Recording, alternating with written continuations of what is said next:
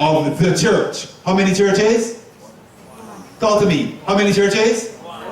One church. So how many names? How many names? The names. 7 names. So the names of the 7 churches are what? Symbolic of the church. You get it? How many names? Everybody?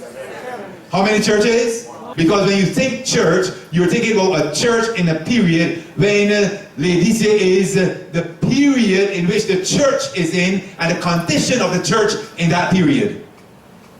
God's church in that period. So, are we in the Laodicean period? Is this church here right now in Laodicea? Is this church in Laodicea?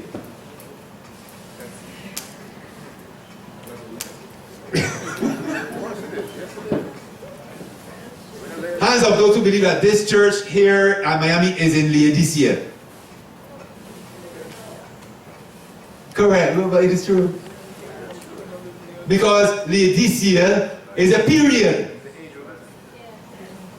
So the church is in the period of Laodicea. And therefore, and this is very important to understand, Laodicea is not speaking about a particular organization. It is a period of time in which the church is existing and the experience of the church in that period. Yeah? Brother Hanley? Are you saying that even though we're all in that period, we can't be having a different experience? And I guess we have to define what Laodicea really means. Oh, that's you're doing very good, Brother Hanley. You're preempting and you're doing very good. So, the word Laodicea is from the Greek word Laodikeia. Now, when you think about Laodikeia, it is, according to Strong's Concordance, it is taken from 2 words. It is a compound word. Laodicea or Laodikeia is a compound word of 2 words. And, okay, it is Laos and Dike. Laos, those are the 2 words. Laodikeia, Laos and Dike is taken from those 2 words. Let us see it there. What does Laos mean? It says, it is apparently a primary word, a people in general. So Laos is a people in general, a people general. You're speaking generally. And therefore it says, which is different from G1218. This is another Greek word which denotes one's own populace, one's own people. So you can have people specific, as in a nation, Barbadians as people specific, or Jamaicans are people specific, or those who are in the Seventh-day Adventist Church are people specific, or those who are in the Roman Catholic Church are people specific. You can have that word which means specific people.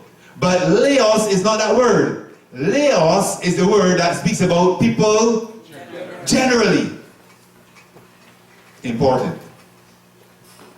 Demos is the word that is used for specific people. Laos is the word that is used for people generally. What does DK mean? DK, very good.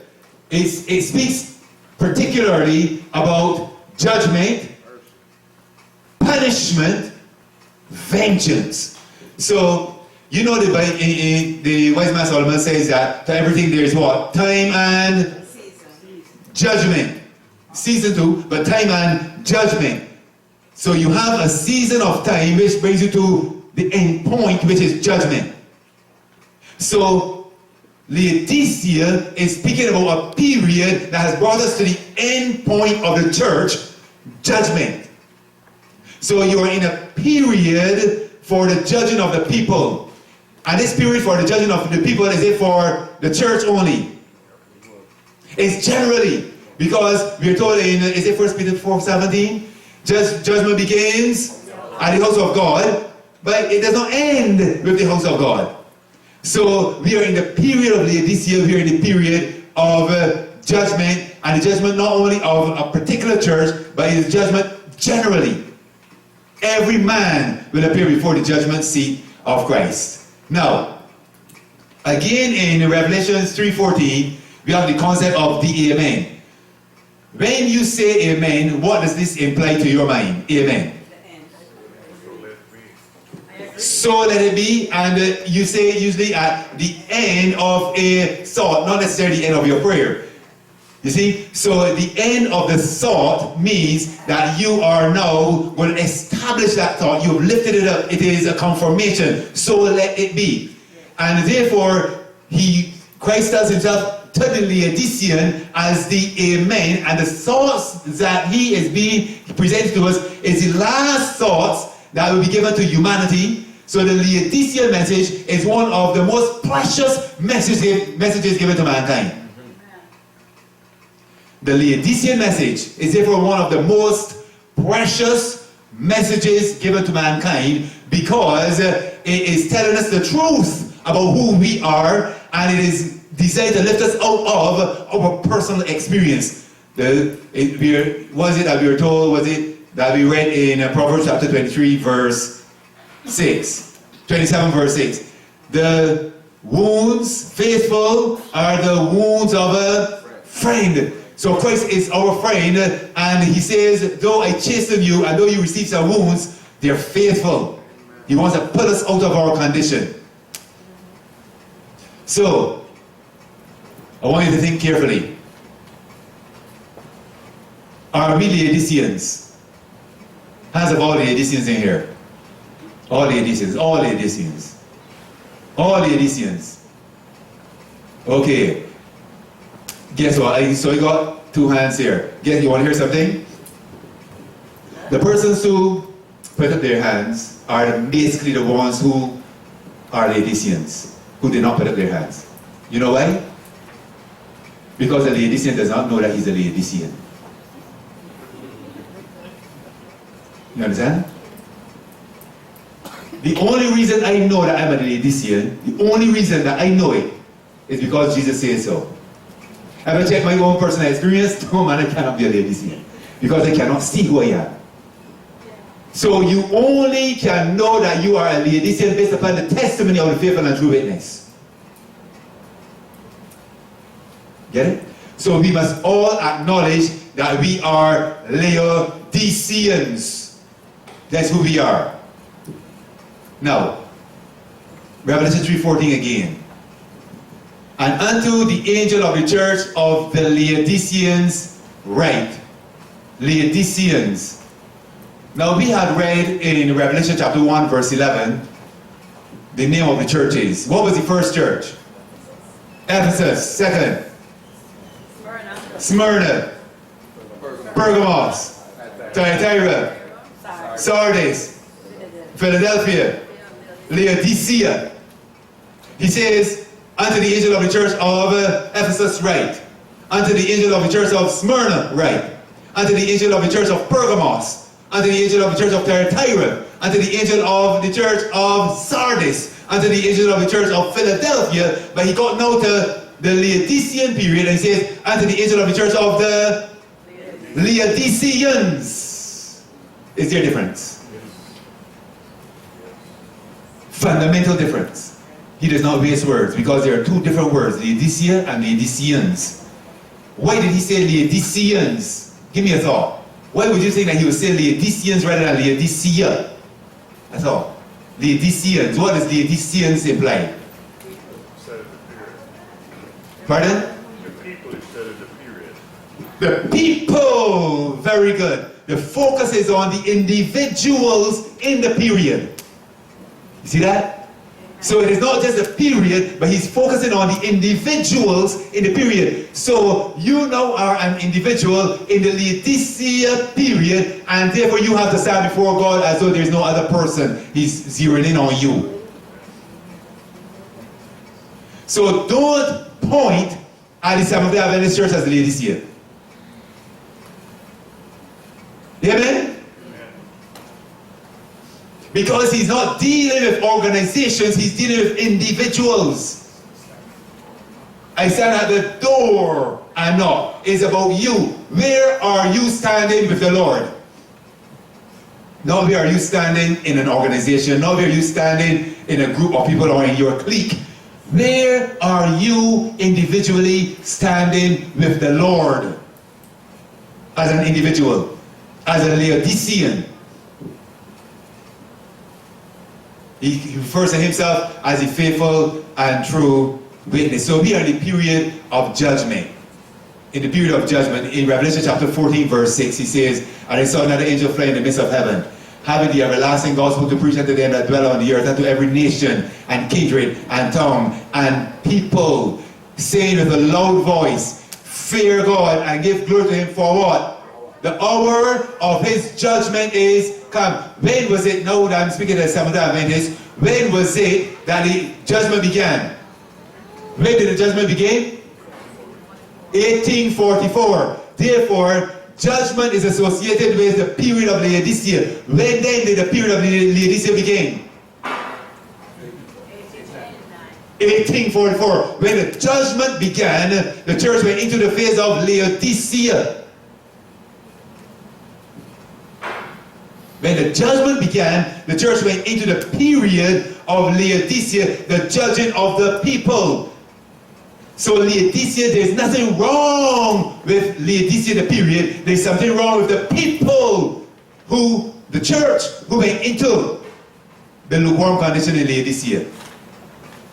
So Laodicea is not the problem, lukewarmness is the problem. Lukewarmness is the problem. The hour of his judgment is come. And worship him that made heaven and earth, the sea and the fountains of waters. God is telling us at this point of time, the time has come for us to shift our attention from ourselves and worship him. That is the problem of the Laodicean. The problem of the Laodicean is that he is engaged in self-worship. True? How can we identify when we are involved in self-worship? Give me a thought. How can we identify when we are involved in self-worship? Can we identify? Is it possible for us to identify when we are involved in self-worship? Yes. Okay, let me ask this question. Is it important to know if we are involved in self-worship though we come to the church? Yes. Alright. It is important because it's the difference between life and death, salvation and damnation. So the question is, how can we identify when we are involved in self-worship? Because that is the basic problem with the Laodicean. He's not worshiping the God of heaven and earth who created the sea and the fountains of waters in this period of judgment. He is actually worshiping himself. How can we identify it? Pardon? Thanksgiving, that's brilliant.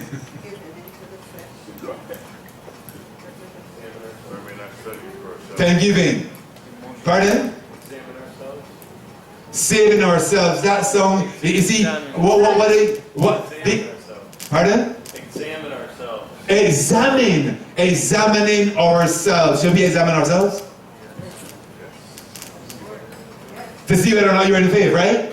So it is a way of examining yourself. So when you examine yourself to see whether or not you're in the faith, what would you see that would tell you whether or not you are a self-worshipper? Self-worshipper. Can be emotional. You're interested. Emotional sensitivity.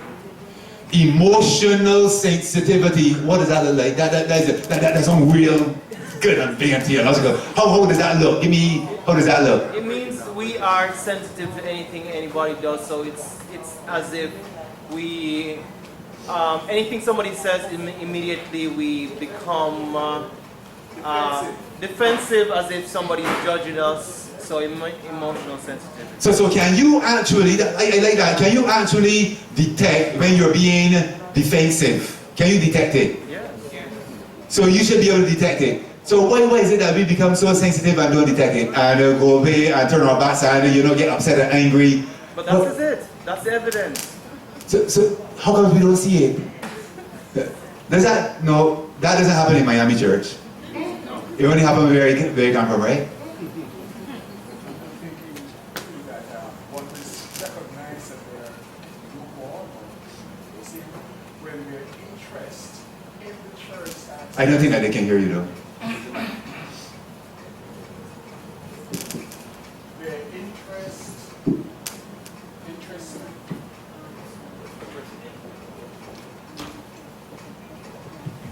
interest in the church starts to wane, and if your interest in worldly affairs starts to grow, you find that your interest moves from church or to things of God and to things of the world.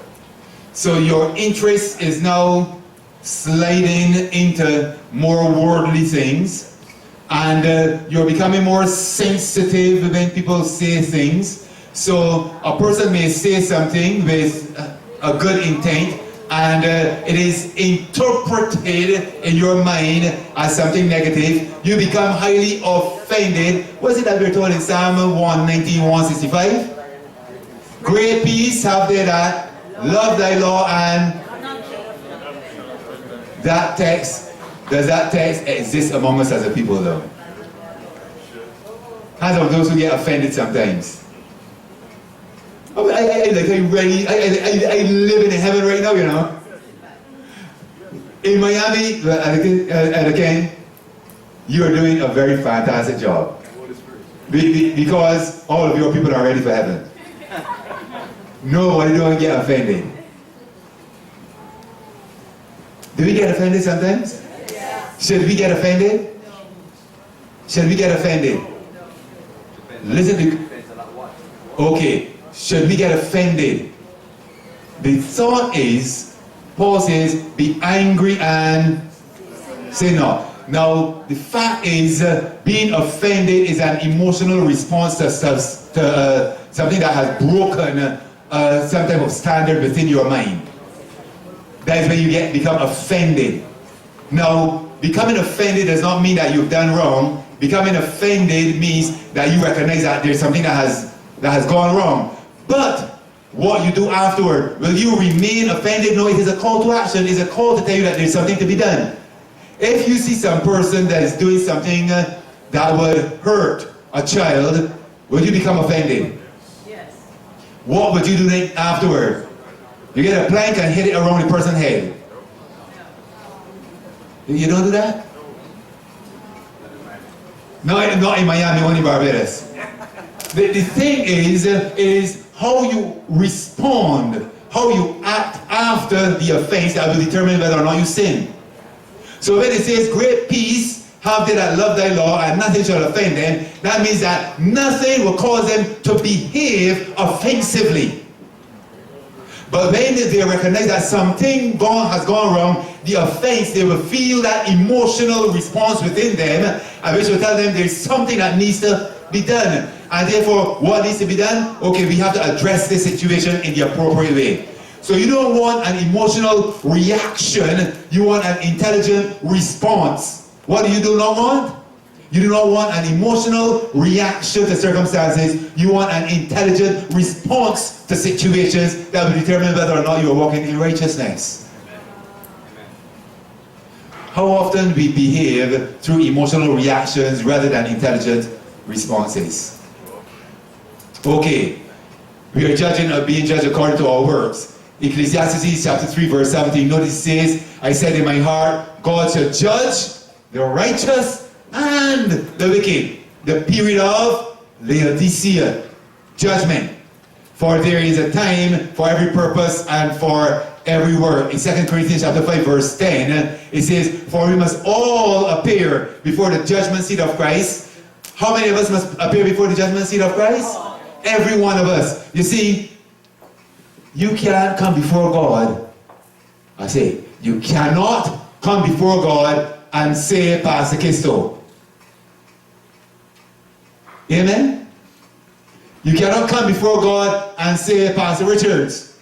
You cannot come before God and point at any individual and say the reason why you did not allow the Spirit of Lord to flow through you in love to every individual. You must stand before God alone. Where are you standing today? We are not here, my colleague and I, we did not come this distance to entertain. It is for a purpose. Brethren, our purpose is that we are desirous of permanent change.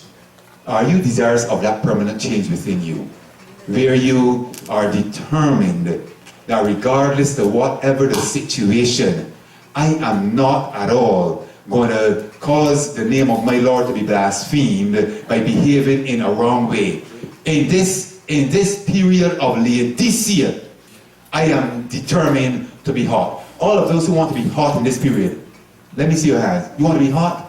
Hot it is. Hot means that you are walking for Christ. You are living for Christ. You are surrendered to Christ. You're allowing His righteousness to flow through you. You want for His love, His kindness, His compassion to be seen in your life to one another. You want the opportunity to show people mercy. You want the opportunity to show people mercy. You see, you can't say that you love a person until that person does you something that is wrong. It is only when a person does you something that is wrong that you have opportunity to show that person mercy. Mercy implies imperfection. We are not here with holy beings. And we are not holy ourselves as yet. So let us truly love one another. In this period of Laodicea, it is an individual work.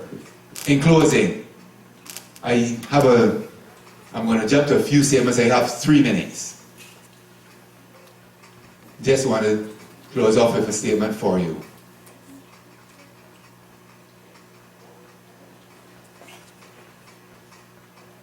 Coming up.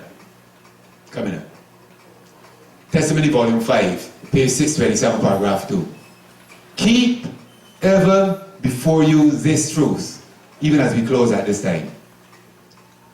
Wherever I am, whatever I do, thou God seest me. Amen. Yeah? Wherever I am, whatever I do, God is seeing me.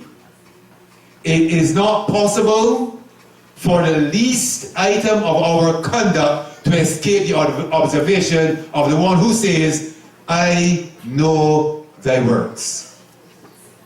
The depths of every heart are open to the inspection of God.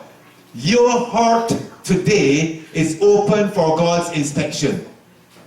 God has opened it up. We are told that the spirit of man is a candle of the Lord. He's searching through and through. He knows what is going on the inside, and not for condemnation.